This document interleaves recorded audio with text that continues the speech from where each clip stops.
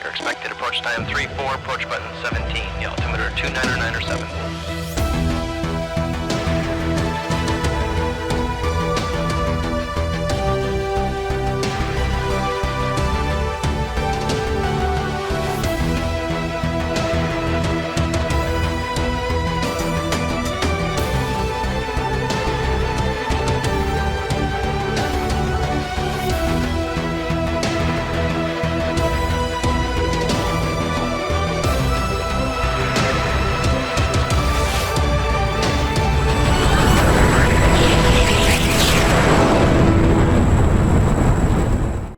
Welcome back to the channel, everyone, and this week's DCS SitRep covering news and information about our favorite combat flight sim. I'm your host, Prickly Hedgehog, and I do hope this video finds you well as always. Lots of news this week centering around a decent changelog for open beta, and of course the introduction of the game's largest map to date at 3.1 million square kilometers, RAZBAM's South Atlantic map.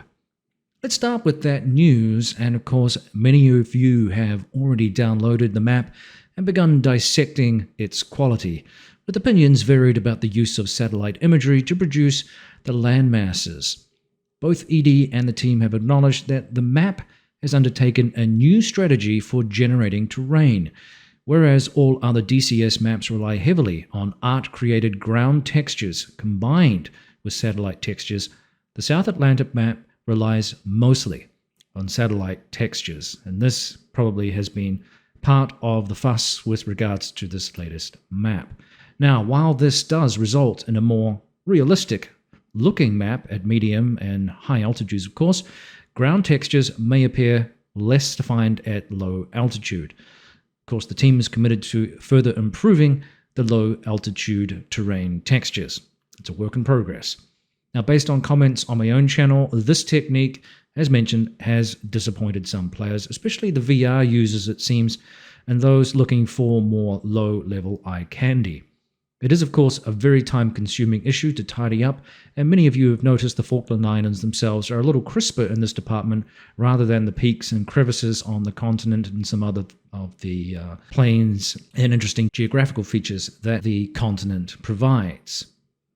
Now, some have even suggested that it was more akin to the Caucasus map, which is of course free, fairly old, and lacking the polish of the newer maps' geographic eye candy. I'm not sure I completely agree with that assessment, but it is fair to confirm that the technique isn't as crisp with what's represented perhaps in other maps. In fairness, though, the continent represented in the map is absolutely massive, and the team are working to build on the groundwork that they've laid down to improve this visual experience. Now, I have to say, in other maps too, even in Nevada, which we use quite a bit, at low level, not all of the map, of course, features a lot of detail.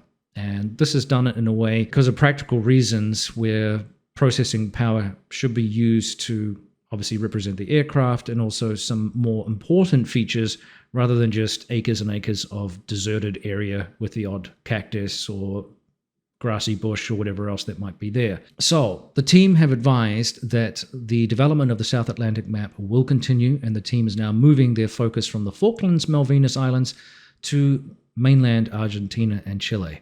They will flesh out the rural areas of the map to provide a more authentic and lived-in look, and this will include adding additional buildings, infrastructure, and tidying up vector data, like the mountains, and the community's input push for the inclusion of mainland, and the team are dedicated to make it even better. So, stay tuned, in other words, for more quality improvements on the map. I know some people are cynical and believe that that won't happen, but that's not my impression of the vision and the thrust that the primary developers that I've spoken to on many occasions about the processes that they've worked through. And Juice and I from the Air Warfare Group have contributed a little bit. Juice has a aviation background and has some experience and was able to provide some input into airports and other areas that we looked at as we were flying around together. There's a lot of other people as well that have contributed to this. There's a team of people behind the map that are providing assets and other things, so there's more to come. So moving forward, additional airfields will be added throughout the map to provide a diversified area of naval and fighter operations. The goal is to include all airfields at a high quality level. More villages, settlements, and road infrastructure improvements will be added across the various regions. Now, the following items will also be further improved during the early access period. Visible tiling around some airfields and at certain view angles, some angular sea cliffs, and forest tiling from some view angles.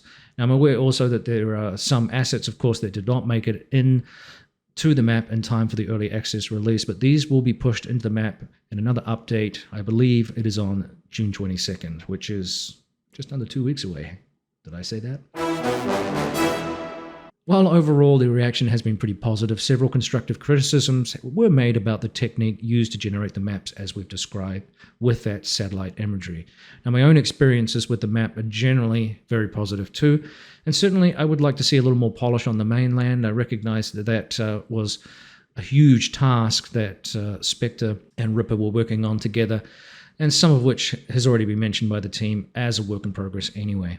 I know that both of those guys have put in a massive amount of work to create some really unique objects, especially on the islands themselves. British mailboxes, for example, are just one little thing. And Spectre was telling me about the thousands of trees that he had planted around some of the airports. So it's a labor of love, a lot of work, and some of the disappointing features perhaps that you may have seen are not as a result of laziness or carelessness or anything like that. It's just going to take more time to flesh out those areas because of resources available and the time it takes to make those changes. So stick with it. I still think there's a good map here. So what is special about the map? Well, the opportunities it provides allow for some really interesting scenarios, both modern and historical, of course. I immediately thought of its use for training purposes, as us in the air warfare group enjoy sometimes splitting off into different groups to do things. So virtual squadron teammates need to deconflict in those areas where there are smaller maps while practicing maneuvers or conducting different exercises where you don't want to overlap. And this requires a certain amount of coordination. On a map of this size, it'll be very difficult to bump into each other accidentally. So that's a really cool thing. The other aspect, of course, is that there is a vast ocean space, and this will benefit naval operations, both fictional and, of course, potentially historical ones. And in the near future, when those assets become available, that's going to embellish that component of the map's playability. Refueling, of course, is probably going to be a task that you want to work on in your repertoire if you want to get along in this map, and also maybe navigation in the older aircraft where landmarks may not be available to you out in the middle of the ocean, or you don't have the INS or digital navigation systems that some of the more modern aircraft tend to have. Obviously, different systems and interfaces like VR are going to deliver varying results on the map. There's no question about that. And I generally like to film for dramatic purposes and a little bit of lower lighting, dusk and early morning, as it makes the shadows pop, provides some more interesting hues of blue, red and orange, and so on and so forth. That's a well-known cinematographer's trick and used in Top Gun, which will also give the scenery that you have in the game a little bit more of a realistic look. But that's not always practical, and sometimes we don't get to choose when we fly, so on and so forth. So I recognize, there's going to be some more work done on this map, and hopefully it lives up to the expectations that people have for it. I'm still positive about it. I still think it's a great vision that they have, and it is a unique environment for us to play in. It is massive, and that is really cool. But as I said, there are a few more tweaks, and I made this clear when I first did my teaser video. There's definitely some stuff that's a work in progress. This is only a temporary distraction from what I believe ultimately is a pretty decent map. Let me know what your thoughts are. Okay, let's go ahead and head out 270. We'll climb to 22,000. Speaking of aesthetic attributes, Edie advised that the Stennis, the CVN-74 aircraft carrier, has received a little bit of a free facelift. The team have updated the 3D exterior, and if you've had a chance to play with it, let me know if it called the ball for you or if it needs a wave off. It's kiss off time. Let's talk about the changelog. And Colin Hogg, I got you visual out on the taxiway in front of us. Now, it was quite the list this week, and as I always warn, when the list is extensive, it's too extensive for me to go through line by line. But a few highlights include a Nevada map compatibility issue, which was resolved with static weather fog, which has been removed from rain and snow. The AIM 120 battery life has been increased to 100 seconds. AI Hornets arriving for refueling before the tanker no longer slow down and effectively drop out of the sky. And recoil coefficient was reduced on all ground units to avoid rocking. Not that kind of rock, Prickly. Oh. Now, the Hornet received several updates, including the new FLIR implementation, which is part of several aircraft supporting that technology, obviously the A-10C2, the Apache, and of course the F-16. The ADM 141A TOLD requires apparently a little bit more testing before it becomes available for the aircraft in the next update, and work is also proceeding on the upfront controller BU page.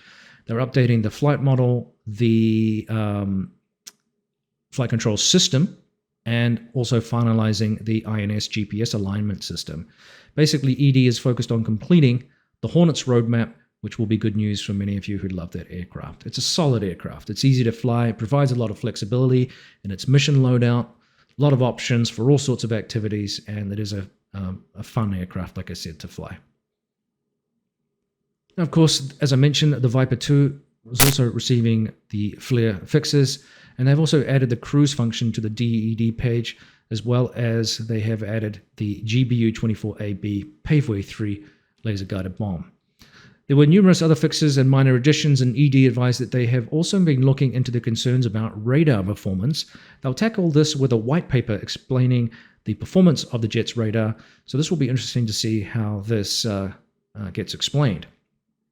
In addition to this physics nerdery, the team are also looking into the IDL L16 networks, flight air-to-targets assignments, a towed decoy, and the Mark 84 AIR and smoke pods, among numerous other goodies. The Apache got some additions and fixes, including the re-rendering, if you like, or the fixing of the door handle latch animation, some new training missions for landing, and central position trimmer mode implementation, among other things. It really is, I have to say, a fantastic module, and sadly I've been a little bit busy of late trying to bring myself up to speed with the A-10C2, which is also a layered piece of equipment.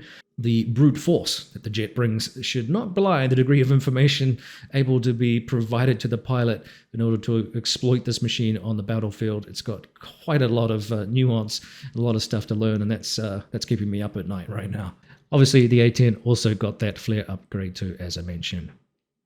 Now, also mentioned in dispatches were the Hind, the supercarrier, the FW-190D9, the P-51 Mustang, World War II assets pack, combined arms. They added apparently a playable Chieftain Mark III, the JF-17 and the F-14. A training mission for the Viggen was corrected, and several campaigns also received fixes and changes. I'll refer you to the changelog proper for more comprehensive information.